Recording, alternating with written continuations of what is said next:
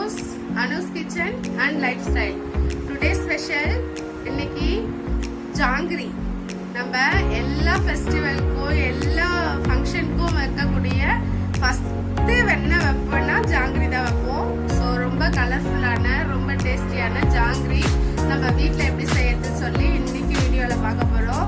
So எங்கள் மாமா தான் ஜாங்கிரி செய்ய போகிறாங்க. நான் வீடியோ தான் எடுக்க போகிறேன். இந்த வீடியோவை ஸ்கிப் பண்ணாமல் பாருங்கள். அப்போ தான் நடுவில் குட்டி குட்டி டிப்லாம் சொல்லுவோம். ஸோ அதை ஃபாலோ பண்ணிங்கன்னா நீங்களும் வீட்டில் ஈஸியாக ஜாங்கிரி எப்படி செய்யலாம் பார்க்கலாம்.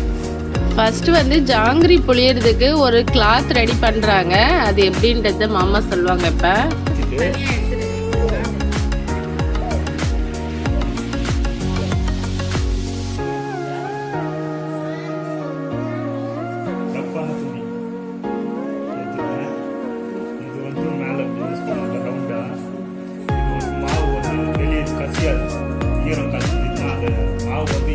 தனியாக எடுத்துட்டு வெளியே கசியாது டபுளாக போடும்.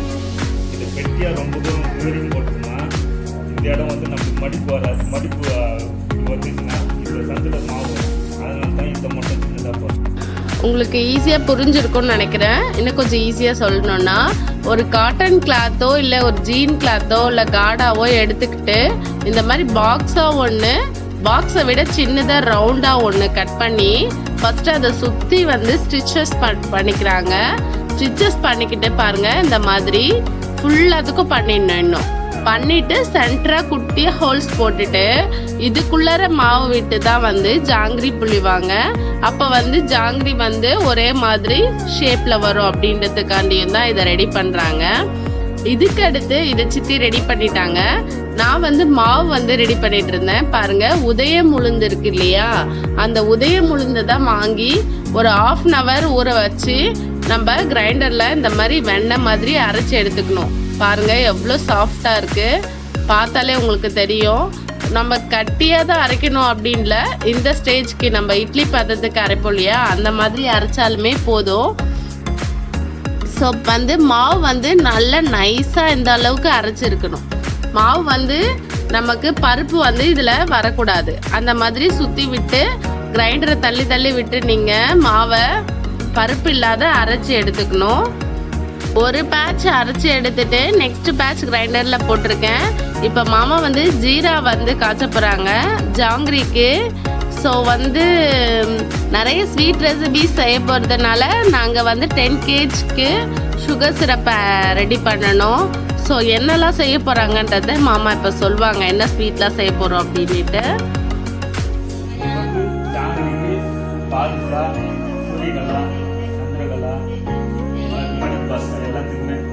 எல்லாத்துக்கும் ஒரே ஸ்டேஜ் தான் இருக்கும்.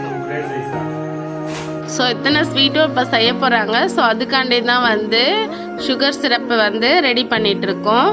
சுகர் வந்து நீங்கள் ஒரு 1/2 kg வந்து உளுந்து ஊற வச்சு ஜாங்கிரி செய்ய போகிறீங்க அப்படின்னா ஒரு 1 kg சுகர் சிரப்பு வந்து ரெடி பண்ணிக்கலாம். கரெக்டான அளவாக இருக்கும். கொஞ்சம் எக்ஸ்ட்ரா வந்து சிரப் மீற தான் செய்யும்.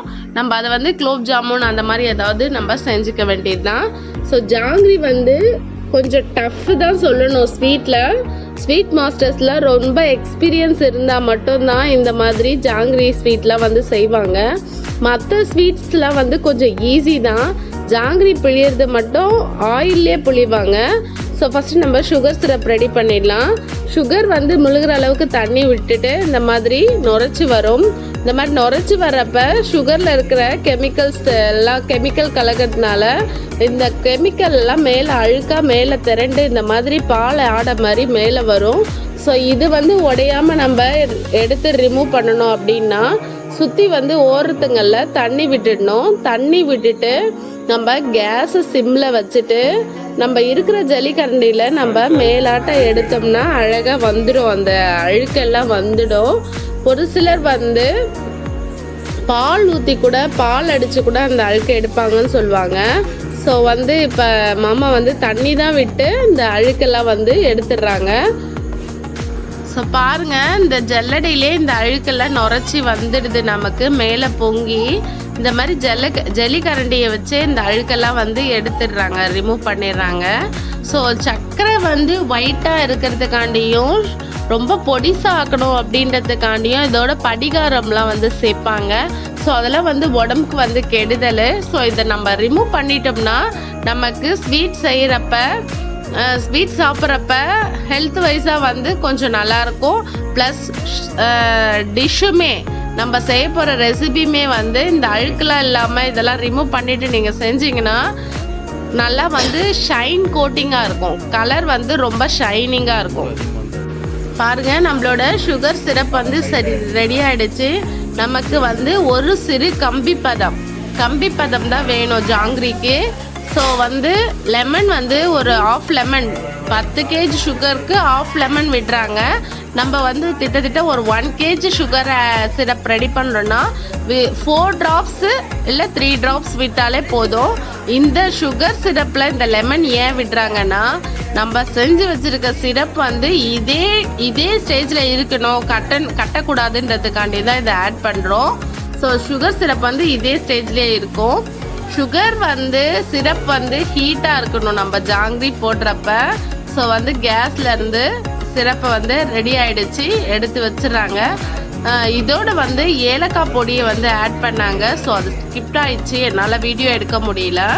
ஸோ பார்த்து மெல்லமாக ஹேண்டில் பண்ணி எடுத்து வைங்க. சுகர் சிரப் வந்து ஒரு ஓரமாக எடுத்து வச்சிடணும். ஸ்வீட் மாஸ்டர்ஸ் எல்லாமே வந்து கொஞ்சம் ஹார்ட் ஒர்க்கர்ஸ்ன்னு தான் சொல்லணும். இதெல்லாம் கையில் காலில் பட்டுச்சுன்னா ரொம்ப கஷ்டங்க. ஸோ வந்து பார்த்து தான் ஹேண்டில் பண்ணணும். ஸோ செகண்ட் பேட்ச் வந்து மாவு வந்து அரைச்சிட்ருக்கு. இன்னொரு பேட்ச்க்கு மாவு இருக்குது, உளுந்து இருக்குது. நாங்கள் வந்து உதயம் உளுந்து தான் போட்டோம். உதயம் உளுந்து மட்டும்தாங்க ஜாங்கிரிக்கு நல்லாயிருக்கும். மாவு வந்து உப்ளி ஆகும். ஸோ உதயம் உளுந்து தான் பெஸ்ட்டு. ஃபஸ்ட்டு வந்து மாவு வந்து நம்ம ஒரு பாத்திரத்தில் வழித்து எடுத்த பிறகு ஒரு 5 நிமிஷமாவது மாவு வந்து அந்த மாதிரி கலக்கிட்டே இருக்கணுமா. கலக்கிட்டு இருந்த பிறகு ஆயில் வந்து ஹீட்டாக லைட் வார்மில் இருக்கிறப்ப இந்த மாதிரி போடணும். போட்டால் வந்து மேலேயே மிதக்கணும். மேலேயே மிதக்குச்சுன்னா கரெக்டான ஸ்டேஜ்னு சொல்கிறாங்க. ஸோ பாருங்கள், அந்த ஹேர் வந்து உள்ளே நல்லா போயிட்டு நமக்கு வந்து மாவு வந்து நல்லா புசுன்னு இருக்கணும் சொல்கிறாங்க. ஸோ மாவை எடுத்தாச்சு. மாவு வந்து கரெக்டான ஸ்டேஜில் இருக்குது. இப்போ இதனோட 1/2 கிலோ வந்து நம்ம உதயம் உளுந்து மாவு அரைச்சி எடுத்துருக்கோம் அப்படின்னா அதோட வந்து 1/4 கிலோ கார்ன்ஃப்ளவர் மாவு, 1/4 கிலோ மாவு வந்து கார்ன்ஃப்ளவர் மாவு இதோட ஆட் பண்ணுறாங்க. ஆட் பண்ணி தண்ணியெல்லாம் ஆட் பண்ணாதீங்க, அப்படியே பிசைஞ்சாலே அது கரெக்டான ஸ்டேஜ்க்கு வந்துடும். நம்ம பிசைய அந்த ஹேர் வந்து இதுவாயிட்டு நமக்கு நல்லா உப்ளி ஆகும். வேணும்னா கொஞ்சம் லைட்டாக தண்ணி ஆட் பண்ணிக்கோங்க, ரொம்ப தண்ணி ஜாஸ்தி போடக்கூடாது. ஸோ இதனோட வந்து ஃபுட் கலர்ஸ் ஆட் பண்ணுறாங்க. ஆல்ரெடி நம்மளோட வீடியோஸை பார்க்குறவங்களா இருந்தால் நான் நிறைய ரெசிபீஸை சொல்லியிருப்பேன். புஷ் கம்பெனியில் இந்த ஃபுட் கலர் வாங்குங்க, கலர் வந்து சூப்பராக இருக்கும். பட் இங்கே எங்களுக்கு கிடைக்கல. ஸோ இது வில்லேஜுன்றதால இங்கே கிடைக்கல எங்களுக்கு. இப்போ வந்து ஆரஞ்சு வந்து 1 பிஞ்ச் போடுறாங்க, ரெட்டு வந்து 2 பிஞ்ச் போட்டிருக்காங்க. இதோட லைட்டாக ஒரு ட்ராப் தண்ணி விட்டு தான் இதோட கலக்கணும், இல்லட்டா ஒரே இடத்துல கலர் வந்து நின்றுடும். ஸோ ஏன் 2 கலரையும் ஆட் பண்ணுறாங்க அப்படின்னிங்கன்னா, வெறும் ஆரஞ்சு மட்டும் போட்டால் அந்த அளவுக்கு கலர் வந்து ஜாங்கிரியில் ஆயிலில் நம்ம பொரிச்சு எடுத்தப்ப நல்லாயிருக்கும். நம்ம சுகர் சிரப்பில் போடுறப்ப அது கலர் வந்து நல்லா இருக்காது. ஸோ வந்து இந்த மாதிரி 2 கலரையும் நம்ம ஆட் பண்ணி போடுறப்ப கலர் வந்து சூப்பராக எடுத்து கொடுக்கும். ஹைலைட் மெயின் ஜாங்கிரிக்கு கலர் தாங்க. பார்க்க சொல்ல கலர் வந்து கான்ட்ராஸ்டாக பார்க்கறதுக்கு ஃப்ரெஷ்ஷாக இருந்துச்சுன்னா அதை நமக்கு சாப்பிடணும் போல் இருக்கும். ஸோ வந்து ஃபஸ்ட்டு கான்ட்ராஸ்ட் தான் முக்கியம். ஸோ அதனால் கலர் வந்து கொஞ்சம் பார்த்து தான் போட்டுட்டு இருந்தாங்க. ஹெவி ஆகிட்டாலுமே அது வந்து கலர் வந்து டார்க்காக கரிஞ்சிட்டா மாதிரி இருக்கும். ஜாங்கிரி லைட்டாக இருந்தாலுமே வெள்ளை கலராக நல்லா இருக்காது அப்படின்னு சொல்லிட்டு இருந்தாங்க மாமா. இப்போ வந்து மாவு வந்து கரெக்டான ஸ்டேஜுக்கு ஆயாச்சு. நம்மளோட ஜாங்கிரி புளியிற இந்த துணியும் வந்து கரெக்டாக ஆயிடுச்சு. இங்கே பாருங்கள், சென்டராக வந்து குட்டியாக ஹோல்ஸ் போட்டுட்டு நம்ம ஷர்ட்க்கு பட்டன்ஸ்லாம் இருக்கும் இல்லையா, அந்த ப்ரெஸ்ஸிங் அந்த பட்டனோ இல்லை கேலண்டரில் நம்ம கயிறு கட்டியிருக்கோம் அந்த ப்ரெஸ்ஸிங்கோ ஏதோச்சும் ஒன்று எடுத்து இந்த மாதிரி சென்டராக வச்சு ப்ரெஸ் பண்ணிட்டாங்க. மாவு வந்து சென்டராக விட்டுட்டு நம்ம 4 முனையுமே இந்த மாதிரி சேர்த்து அணைச்சி பிடிச்சிக்கணும். பிடிச்சிட்டு நம்ம கையில டைட் பண்ணிட்டு மெல்லமா ஆயில் வந்து திட்டமான ஹீட்ல தாங்க இருக்கணும். ரொம்ப ஹீட்ல இருக்கக்கூடாது. ஜாங்கிரி பொறுத்த மட்டும் ரொம்ப ஹீட்ல இருந்துச்சுன்னா நம்ம விடுறப்பவே வந்து அது வெந்துடும். ஸோ அதனால ஆயில் வந்து திட்டமான ஹீட்ல இருக்கணும். பாருங்க எவ்வளவு சூப்பரா விடுறாங்க. பார்க்க சொல்ல நமக்குமே பண்ணணும்னு தோணுது. ஃபர்ஸ்ட் ஈஸி தாங்க, ஒண்ணுமே இல்லை. ஃபர்ஸ்ட் வந்து நமக்கு மெயின் ஆயில் வந்து கரெக்டான ஹீட்ல இருக்கணும். ஃபர்ஸ்ட் 3 ரவுண்டு விட்டுக்கிறாங்க. அந்த 3 ரவுண்டை சுத்தி குட்டி குட்டி ரவுண்டா சுத்தி விடுறாங்க. அவ்வளவுதான். ரொம்ப ரொம்ப ரொம்ப சிம்பிள் தான். பட் வந்து ஆயில் வந்து கரெக்டான ஹீட்ல இருந்தா அது சூப்பரா வருதுங்க. எனக்கு ரொம்ப ரொம்ப பிடிச்சிருச்சு. நானும் கூட நினைச்சிட்டு இருந்தேன் இதெல்லாம் வந்து கொஞ்சம் ரொம்ப கஷ்டம், விட முடியாது அப்படின்னு சொல்லிட்டு. ஸோ நாங்களுமே ட்ரை பண்ணோம். ஃபர்ஸ்ட்லாம் எங்களுக்கு கொஞ்சம் சரியா வரல. அதுக்கப்புறம் எனக்கு கொஞ்சம் சரியா வந்துடுச்சு. பாருங்க மாமா வந்து சட்டு சட்டுன்னு விட்டுறாங்க. ஃபர்ஸ்ட் 3 ரோ, அதுக்கப்புறம் அதை சுத்தி குட்டி குட்டி குட்டி குட்டி குட்டியா விடுறாங்க. ஆயில் வந்து ரொம்ப ஹீட் ஆகல.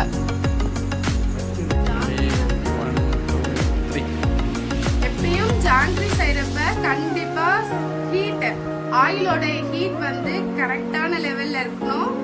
ரொம்ப ஸ்லோவா எண்ணெய் லைட்டா காஞ்சதுன்னு தெரிஞ்சப்ப ரொம்ப கேஸை மீடியம் ஃப்ளேம்ல வச்சு நம்ம அதை விடுறப்பதான் அது கரெக்டா வெந்து நமக்கு மேல எழுப்பி அழகா வரும். நீங்க ஆயில் வந்து ரொம்ப ஹீட்ல விட்டுட்டீங்கன்னா கலர் வந்து சேஞ்ச் ஆகும். பட் உள்ள வேகாமையே இருக்கும். ஜீரா வந்து இழுக்காது, உறிஞ்சாது. நமக்கு வந்து வடை குத்துற கம்பி இருக்கு இல்லையா, முறுக்குல எடுப்போமே, அந்த கம்பியில தான் இதை திருப்பி விடுறாங்க. பாருங்க சூப்பரா வேகுது. இது வந்து ஒருத்தர் திருப்பி விடலாம், ஒருத்தர் செய்யலாம், ஈஸியா இருக்கும். ஸோ ஒருத்தர் செய்யறாங்க அப்படின்றதுக்காக எல்லாமே ஒன்னா இருக்கணும் அப்படின்றது இல்லை. ஸோ இந்த லாஸ்ட் இருக்கிறதுக்கு வந்து கொஞ்சம் வேகலை, இப்பதான் விட்டோம். ஸோ ஃபர்ஸ்ட் விட்டதெல்லாம் வெந்துருச்சு. அதெல்லாம் கொஞ்சம் ஓர தள்ளி விட்டுட்டு ஜாங்கிரி விடுறப்ப இந்த இடம் வந்து டவுன் பண்ணாதீங்க. இந்த இடம் நல்லா சுத்தி நம்ம இந்த இடம் நல்லா ஸ்டெப்பா வச்சு பண்றப்பதான் உங்களுக்கு ஜாங்கிரி வந்து நீங்க செய்யற ஷேப்ல கிடைக்கும். அவங்க விட்டுட்டே இருக்கிறாங்க, ஒண்ணுமே ப்ராப்ளம் இல்லை. அதை அப்படியே திருப்பி திருப்பி விட்டுக்கிறாங்க. நெக்ஸ்ட் வந்து நான் ட்ரை பண்ணலாம் அப்படின்னு சொல்லிட்டு நான் தான் ட்ரை பண்ண போறேன். ஸோ வந்து எனக்கு மாவு கையில் போட்டு எப்படி பிடிக்கணும்னு சொல்லி கொடுத்துட்டாங்க. ஸோ நான் விட போகிறேன். ஃபஸ்ட்டு விடுறப்ப கொஞ்சம் எனக்கு கையெல்லாம் உதிருச்சு, ஏன்னா ஆயில் கிட்ட நம்ம விடுறோம் இல்லையா. ஸோ வந்து ஃபஸ்ட்டு நான் விடுறப்ப கொஞ்சம் எனக்கு பயந்து விட்டேன். ஸோ வந்து விட்டுட்டேன். நான் ஆல்ரெடி வந்து ஒரு ரவுண்டு விட்ட உடனே நான் கையை அப்படியே எடுத்துட்டேன். அதுக்கப்புறம் அப்படியே கண்டினியூவாக விடுறப்ப எனக்கே கொஞ்சம் ஆசையாக இருந்துச்சு. ஆனால் பட் அவங்க விடுறதை விட எனக்கு கொஞ்சம் பெரிய சைஸாக வந்துடுச்சு. ஃபஸ்ட்டு வந்து வெந்ததெல்லாம் வந்து எடுத்துடுறாங்க. வெந்த ஜாங்கிரி எல்லாம் வந்து எடுத்துட்டு நல்லா பாயில்ட் ஆகிட்டு இருந்தது. பாருங்கள், டைரெக்டாக சுகர் சிரப்பில் அப்படியே ஆட் பண்ணி உடனே அமுக்கிடணும். அந்த மாதிரி தான் பண்ணுறாங்க. சுகர் சிரப்பில் ஆட் பண்ண உடனே அப்படியே கரண்டி வச்சு அமுக்கி விட்டுறாங்க. அப்போ தான் அந்த ஜாங்கிரி வந்து சுகர் சிரப்பெல்லாம் வந்து உறிஞ்சிக்கும் ஹீட்டோட அப்படின்னு சொல்லிட்டு இருந்தாங்க.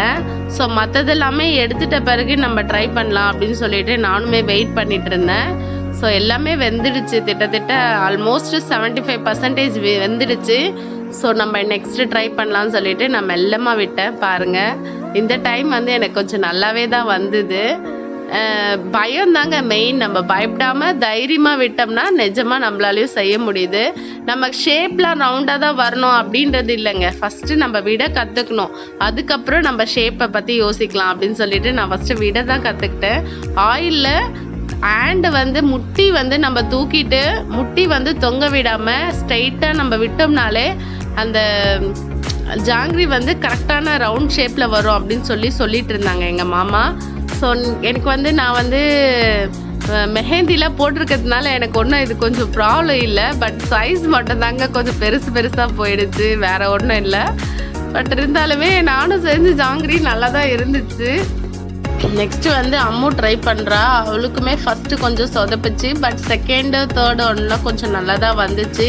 எல்லாருக்குமே பயம் தானே ஃபஸ்ட்டு ஆயிலில் விடுறப்ப. ஸோ அதனால் எங்களுக்குலாம் கொஞ்சம் பயமாக இருந்துச்சு. பட் இருந்தாலுமே நாங்கள் இந்த அளவுக்கு விடுவோம்னு நாங்கள் நினைக்கல. பரவாயில்ல, பெட்டராக தான் வந்துச்சு. நம்மளோட சூப்பரான சுவையான டேஸ்டியான ஜாங்கிரி ரெடி ஆயிடுச்சு. கான்ட்ராஸ்டான கலரோட. பாருங்க, ஜாங்கிரி டேஸ்ட் பண்ணி பார்த்துட்டு எப்படி இருக்குன்னு சொல்றேன்.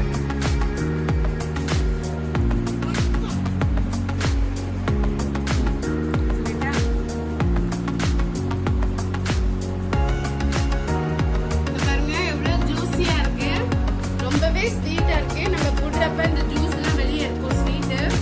சூப்பரா இருக்குங்க ஜாங்கிரி. ஈஸியா நீங்க சூப்பரா செய்யலாம்.